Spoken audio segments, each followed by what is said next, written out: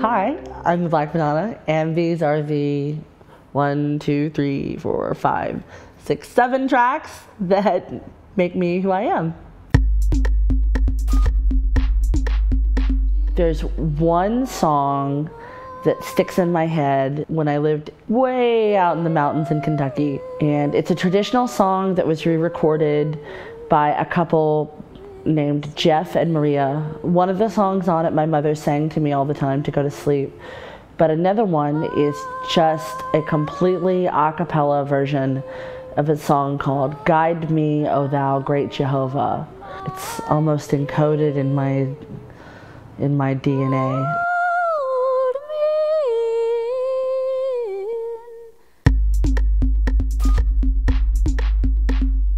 And out of all of the records in the world that my grandfather could become interested in, this was one of the more unusual. One weird album that he got obsessed with was an album called Trans by Neil Young.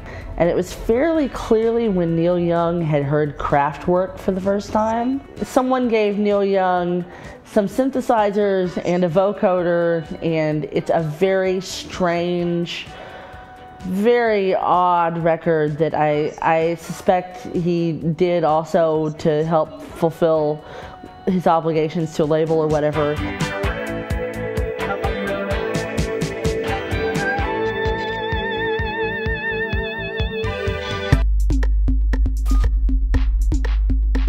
My dad is a musician. He's a very accomplished musician across several instruments, and songwriter, singer, incredibly gifted guitar player. His particular emphasis in his own creativity is he tends to lean towards the blues, and when I was young I was of course made to play guitar with him.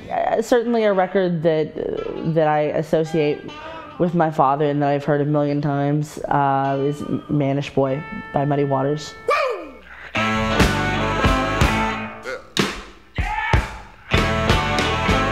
Now when I was a young boy,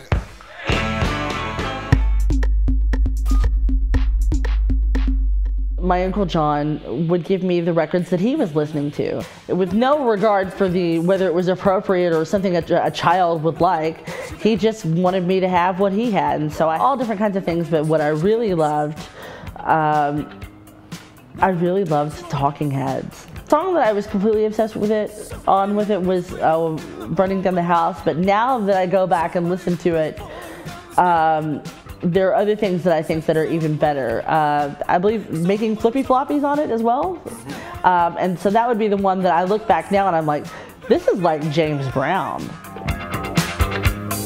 Nothing is complete.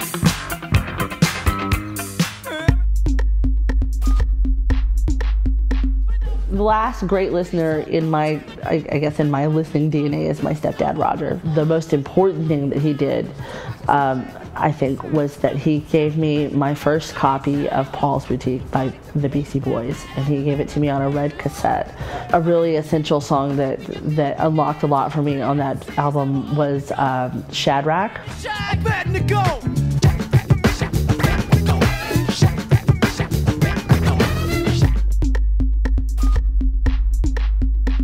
When I go back and I look at records that my family brought to me or that were a part of my young listening life, it's very much a part of the DNA of these events now. There is a kind of return to what I believe to be are the fundamentals of dance music. Of course, I don't think that I can talk about this show or this idea without talking about the song that inspired this leg of the tour, which is called Love Is the Message. And that song is actually Love Is the Message by MFSB.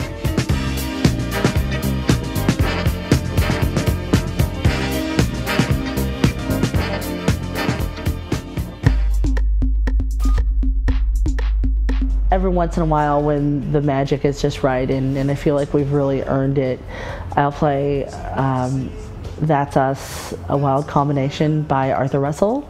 I have cried on the dance floor to this record. I consider it to be an absolutely perfect document. See in the dark.